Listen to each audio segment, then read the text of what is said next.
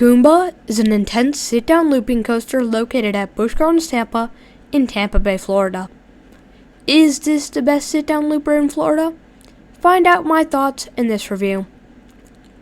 In the 1970s, Walter Bollinger and Claude Matballard were working for Giovanola, a roller coaster track manufacturer.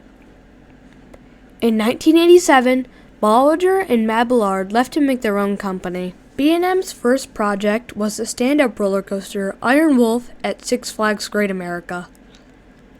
Then, B&M installed the first ever extreme inverted coaster, Batman the Ride at Six Flags Great America. After one more installation of this model is where our story starts. In 1992, Busch Gardens looked to B&M to build a new roller coaster at their Tampa property. Busch Gardens didn't want an invert or a stand-up. Instead, they wanted a sit-down looping roller coaster.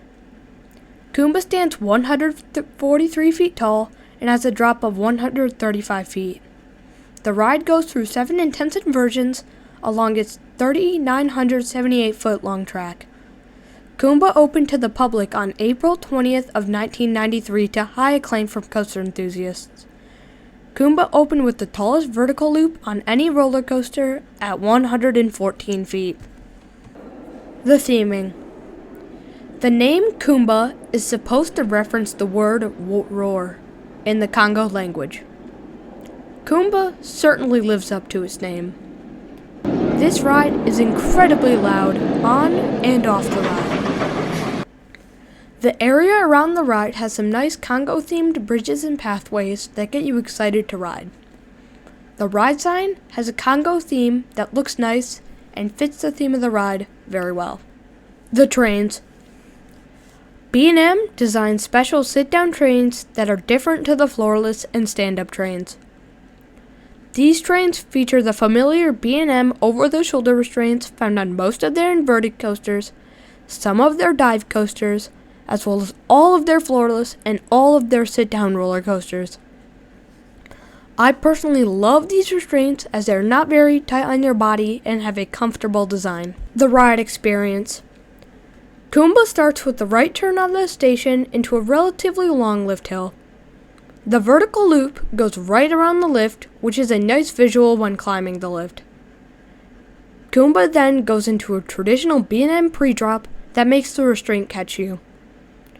Kumba then drops to the left in a relatively gradual descent. B&M definitely has made better first drops.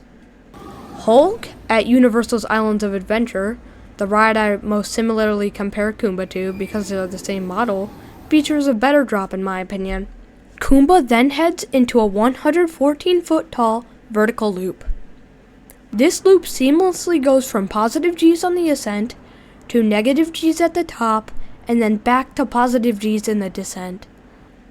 Kumba then turns slightly to the left and rises up into a forceful dive loop. This element is taken at such a rapid pace that on the descent, I believe you pull close to 4 G's of force. Then you rise into one of my favorite 0G rolls. Kumba's 0G roll is very snappy and even offers a little pinch of airtime. I slightly prefer the 0G roll in Hulk at Islands of Adventure as that one is out of a launch. But if Hulk had no launch, then this is the 0G roll I would prefer.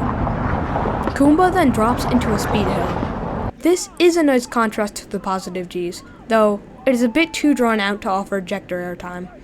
But it does have some nice floater airtime. Kumba then rises into a ridiculously forceful Cobra roll. This is probably my second favorite Cobra roll I've experienced behind Raptor at Cedar Point, because it is so forceful. You then rise to the left and head into a mid-course. This does slow you down a pinch. The next 2 elements are interlocking corkscrews. This is easily the most photographed elements on Kumba, as you can easily see the corkscrews and they're cool looking. The corkscrews are separated by a 180-degree turn to the left. The corkscrews are fun and the turn has some laterals. You then turn to the left and dive into an incredibly loud tunnel. You come out of the tunnel, sharply turning to the right. That motion continues into an upward helix into the brake run. That ends your 3,978-foot-long journey on Kumba.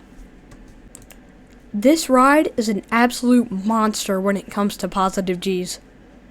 There are quite a few moments where I believe you experience up to and beyond 3 positive Gs.